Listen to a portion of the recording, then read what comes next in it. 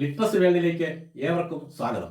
ഇന്ന് ആഗസ്റ്റ് 7 സാഹിത്യത്തിനുള്ള നോബൽ സമ്മാനം നേടിയ ഭാരതീയനായ വിശ്വസാഹിത്യകാരൻ രവീന്ദ്രനാഥ ടാഗോറിന്റെ ഓർമ്മദിനം. കൽക്കത്തയിലെ അതിപ്രസിദ്ധമായ ജോർസങ്കോ ഭവനത്തിൽ മഹർഷിതുല്യനായ ദേവേന്ദ്രനാഥ ടാഗോറിന്റെയും ശാരദാദേവിയുടെയും മകനായി 1861 മെയ് 7 രവീന്ദ്രനാഥ ടാഗോർ പൂജാതനായി.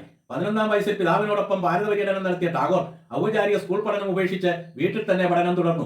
1877 ചെറുകഥാരചനയിലൂടെ ബംഗാളി സാഹിത്യത്തിലേക്ക് കടന്ന ടാഗോർ 1878 ഇംഗ്ലണ്ടിൽ പഠനത്തിന് ചേർന്നെങ്കിലും കോഴ്സ് പൂർത്തീകരിക്കാതെ മടങ്ങി.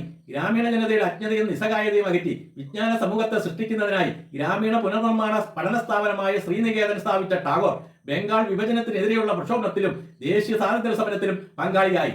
അനന്തമായ സ്നേഹവും നിഷ്കളങ്കമായ ദൈവസങ്കല്പങ്ങളും പ്രകാശദീപമായ മനുഷ്യമനസ്സും ഉദാത്തമായ ദാർശനികതയും ഒത്തുചേർന്ന 103 ഗീതങ്ങളടങ്ങിയ ഇംഗ്ലീഷ് ഗീതാഞ്ജലി 1912 ലണ്ടനിലെ ഇന്ത്യ സൊസൈറ്റി ഇംഗ്ലീഷ് കവിയായ WBXന്റെ ആമുഖത്തോട് പ്രസിദ്ധീകരിച്ചത് പാശ്ചാത്യ സാഹിത്യ ലോകത്ത് ഏറെ ചലനങ്ങൾ സൃഷ്ടിക്കുകയും 1913 സാഹിത്യത്തിനുള്ള നോബൽ സമ്മാനം നേടുകയും ചെയ്തു. 30-ലേറെ ലോകരാജ്യങ്ങൾ സന്ദർശിച്ച് അറിവും അനുഭവങ്ങളും സ്വായത്തമാക്കിയ ടാഗോർ കവി, നാടകകൃത്ത്, നോവലിസ്റ്റ്, ചെറുകഥാകൃത്ത്, ചിത്രകാരൻ, യാത്രാവിവരണങ്ങളുടെ കർത്താവ്, തത്വചിന്തകൻ, പ്രഭാഷകൻ, സാമൂഹ്യ പരിഷ്കർത്താവ്, വിശ്വഭാരതി സർവകലാശാലയുടെ സ്ഥാപകൻ എന്നീ നിലകളിൽ ലോകപ്രസിദ്ധനായി മാറി.